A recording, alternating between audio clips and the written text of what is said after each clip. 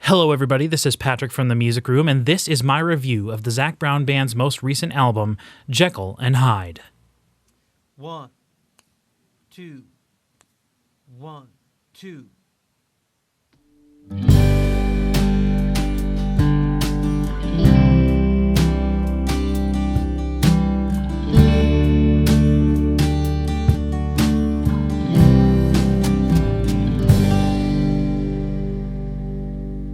Now, there have been a lot of mixed reviews of this album since it was released in April, which surprises me a lot. I would think that this album would be getting overwhelmingly positive reviews, but that's not actually the case.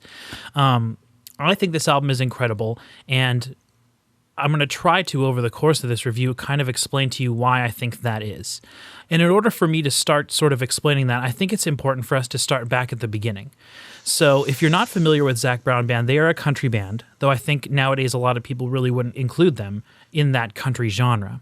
Now, their first album, The Foundation, came out in 2008, and that is the album that I think is by far their most sort of typical country-sounding album. It is the album that has two of their biggest singles off of it, Chicken Fried, which I believe is their biggest single to date, and then also Toes. And the reason that that's kind of interesting is because while Chicken Fried is sort of your more standard country fare, Toes was still a country song, but it had this cool island, like lazy island flavor to it. It sounded just a little bit sort of islandy, almost reggae-ish. And that was something that Zac Brown Band still, 4 albums later, they kind of continue that trend on a couple of things. But that kind of all started with their first album and then their single Toes. That album, along with being the most country, it was also the album that had sort of the most sort of old school, sort of old-timey country feel to it. There was a lot of almost like bluegrass feel to it. So, you know, that a lot of people, I think, kind of refer to that as their favorite Zac Brown Band album, and the Zac Brown Band album that they think is sort of like the most pure country. After that, they released their album You Get What You Give in 2010. And this album actually holds a really special place in my heart because it was one of the first albums that I really discovered of theirs. And I like this album a lot, as opposed to their first album, which had a lot of like sort of soloing and faster songs, like I mentioned, the bluegrass like sort of influence. This album went a little bit more into the sort of traditional ballady style of country sort of songs. They started to have some guest appearances on this album. Jimmy Buffett and Alan Jackson sing on songs. They kept the island feel in a couple songs, but the whole album kind of had a little bit of a sort of cooler or colder feel to it. A really strong album. It felt like they sort of wanted to go with more of a let's write good songs instead of let's kind of be flashy with our solos, like whether it be guitar or a fiddle solo. They decided to just start to focus on songwriting. And so then in 2012, they released their album Uncaged, which that album took the sort of progression that they've been on in terms of getting a little bit away from the sort of stereotypical country feel and sort of doing more experimentation to a new extreme.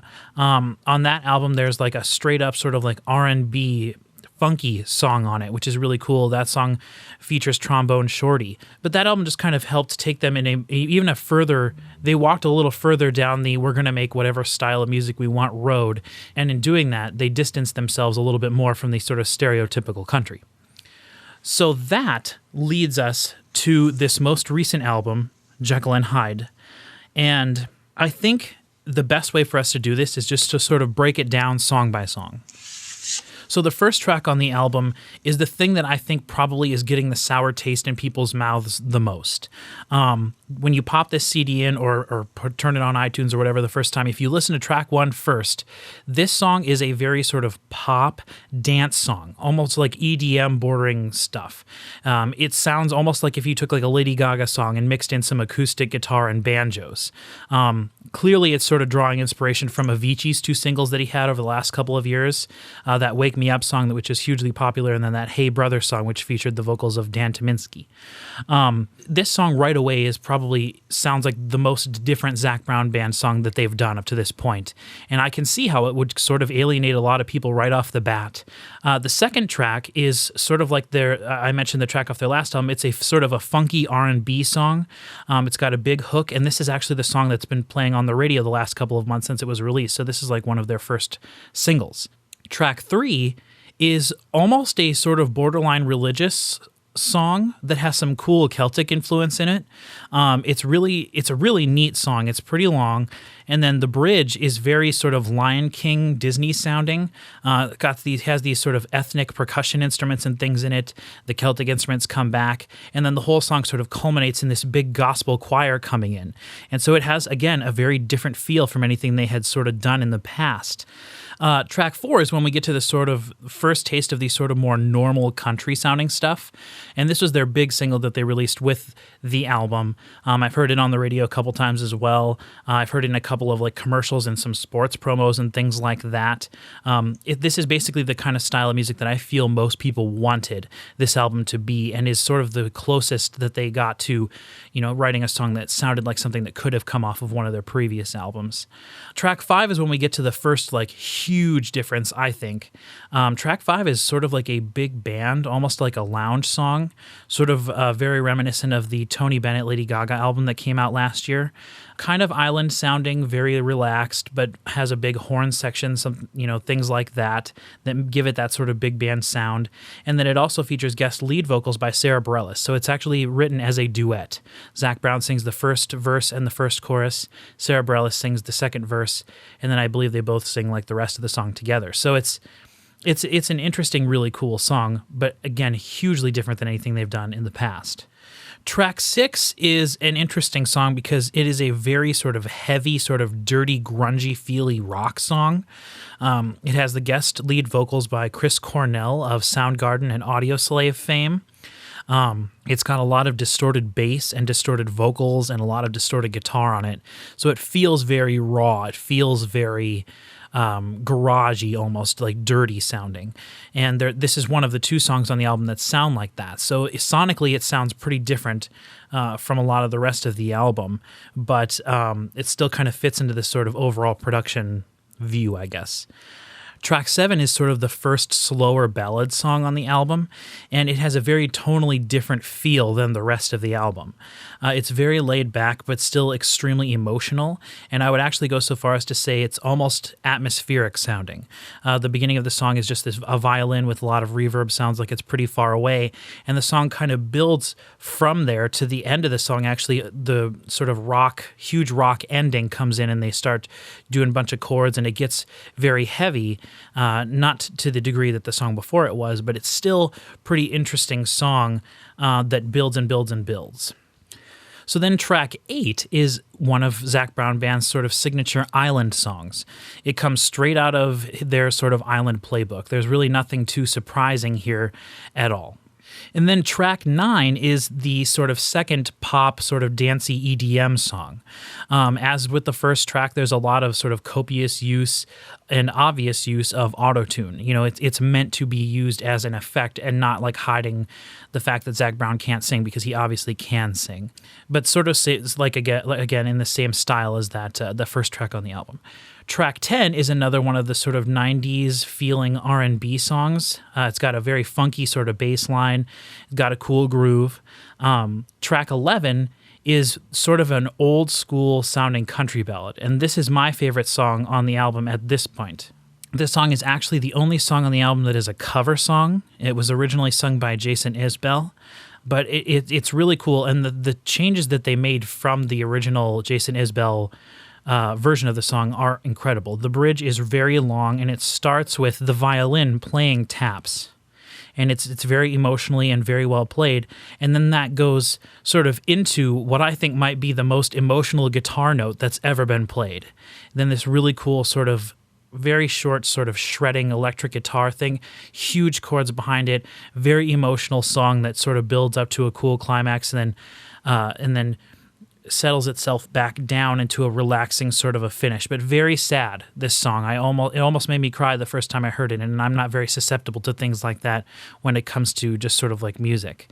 Then track 12 is an interesting one. This song feels very much like a hip-hop song. This is one of my other favorite tracks on the album because I just love the drum beat. There's really, really awesome hi-hat playing and just drum playing in general on this song. It kind of reminds me a little bit of Blue October, almost a little bit. They have sometimes a little bit of a hip-hop-y groove in their music, and this kind of reminds me of that. Track 13 is when we come back around to that dirty rock sort of style that they did earlier on in the album. This song is interesting because it was co-written by Roger Waters of Pink Floyd. Again, there's a lot of distorted bass and a lot of distorted vocals, but this song also has some progressive elements to it. There's a very long guitar sort of solo bridge section. It's by far the longest song on the album. The other thing that's really cool about this song, though, is that it's almost scary and a little bit unsettling. Like, the lyrics are it's almost like a horror movie or something. You could see this being the theme song telling the story of the movie itself. I was actually talking to someone about this specific song the other day, and I said, if all of these other songs are sort of the Hollywood blockbusters, then this song is the Mad Max Fury Road of the album. And I think that's a kind of a good way to explain it. Track 14 is a mariachi ballad, which is kind of really interesting. It does still have that sort of country feel, and it actually culminates in a gospel choir coming back again with a lot of sort of like soaring improv vocals and stuff. So it's sort of reminiscent of that third track on the album. But it has much more of a Spanish feel, almost like a sort of a tango feel. And it was a song that was written for their children of the members of the band. Track 15 is when we come to sort of the second normal country song. And then track 16, the last track on the album, is an acoustic ballad version of track 9, which was that second sort of dance song. And so it's really neat because it's the same exact song done sort of in almost the same tempo, but it's just a little bit less crazy production stuff. Instead of all of the awesome keyboards, which are in the original version, there's cello and there's, it's upright bass instead of the electric bass, things like that just give it more of a sort of an intimate feel. And so looking at the album as a whole, you can see that there's 16 tracks. And of those 16 tracks, there is an incredible amount of diversity here. And I feel like that is the thing that people are sort of latching onto when they talk about this album in a negative light. I feel like if you were coming into this album looking for a Blake Shelton album, basically, you're going to be disappointed because it's incredibly more than that. And I'm not saying that Blake Shelton is bad or anything. I'm just saying that, in my opinion, this is so far above that it's not even funny. And this is where we get into what I like about it. If you don't like a specific song on here, there's 15 other songs that you could like because they're all different genres and different feels. The thing is, even though they tried so many different genres and styles on this album, I feel like they absolutely nailed every single thing that they tried. I mean, to me, the weakest track on the album is the 6th track, which is the first sort of rock song with Chris Cornell doing the guest vocals. And that's really only because I don't particularly care for Chris Cornell's vocals that much. I don't really care for his singing that much. I mean, even though this album is so diverse, I don't think it feels very hodgepodgey or put together, And I was talking to someone about this earlier, and I actually made the comparison to, and I think this actually works, that these guys they're the modern Wrecking Crew. And there's really not much praise higher than that because the Wrecking Crew, if you're not familiar with who the Wrecking Crew were, look them up. It's a very fascinating story. But I feel like these guys are doing that. Like, there are 8 people in Zac Brown Band, and those 8 people play a total of 39 different instruments. That's incredible. And you can really feel each one of those people's influence on each of these songs. The bass player has a distinct style. The fiddle player has a distinct style. And they find a way to incorporate the fiddle into the island songs and things like that, where in any other band doing it, they wouldn't normally, have a place for a fiddle in their island song. But these guys do it. They find a way, and it sounds so natural, and it sounds like it just fits. And then this album is just an incredible group of people that helped them make the album. 31 people overall contributed to this album. And that's an awesome, huge number. And like I said, I still feel like the core 8 members of Zac Brown Band really have their presence felt on every one of the songs. But without these 31 people, I think the album could have easily fallen a little short. And there are some people on this album that aren't even credited, like on the back. For example, Jewel sings on one of the songs with Zac Brown. And also Bela Fleck, a very well-known and respected, possibly the greatest banjo player alive today. He plays on 2 of the tracks as well. So it's just this very sort of collaborative effort that is strung out throughout this whole album that I feel really makes it special. I feel like almost everything about this album is special. And I feel like there's almost no way they could have done this any differently and made it any better. So I can kind of understand where people are coming from when they say they don't like it, but at the same time, I feel like if you were approaching it with more of an open mind, and even if you wanted something specific from them, listen to this with open ears, and you'll hear that what they're doing is just absolutely incredible. Even the dancey songs are awesome. There's some really cool synth sounds on those songs that I feel really make those songs feel unique within the context of the album, but again, it all feels like it works together as a cohesive whole. So to just kind of wrap this up, let's go ahead and take a look at some pros and cons for this album. Obviously, incredible songwriting. You couldn't be a good songwriter and write all these different genres and have it work if you weren't. Incredible musicianship. There isn't a lot of flashy musicianship on here, but there's so many tasty things. You know, I would much rather have an album that has tasty musicianship than sort of glaringly obvious in your face, look, I can play really fast musicianship. And this album is just full of taste. Incredible production. This album sounds so good.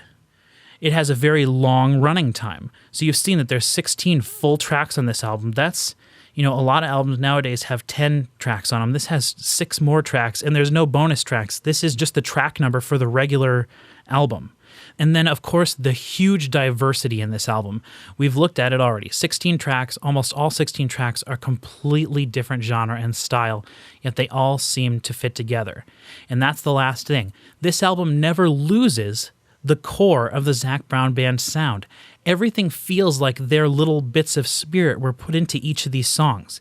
If you're a fan of Zac Brown and you listen to their other 3 albums, every one of these songs has little callbacks, little things to them that you can listen to and go, oh, that's, a callback to that thing, or that sounds like that thing, or I bet, that was written, or, while they were thinking of this other thing.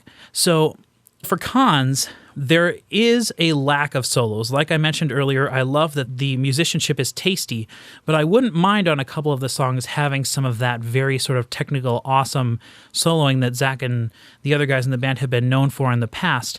But like I said as well, I feel like they're focusing more on overall songwriting and less the sort of flashy, look what I can do sort of style.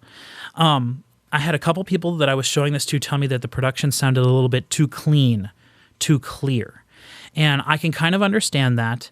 A lot of music nowadays is made to like sort of emulate tape sound and things like that, not necessarily intentionally lo-fi, but not necessarily extremely clean and crisp. And this is extremely clean and crisp. And working in a recording studio, I can respect that. This album was recorded incredibly well. And I feel like even the times when the album does get a little dirty and sort of heavy, more gritty, it still feels crisp and clean. So even the dirty stuff mixes well with the very crisp, clean, clear, acoustic sort of production of the rest of the album. And then the last thing that I have to mention as a con is the fact that it's not a standard country album.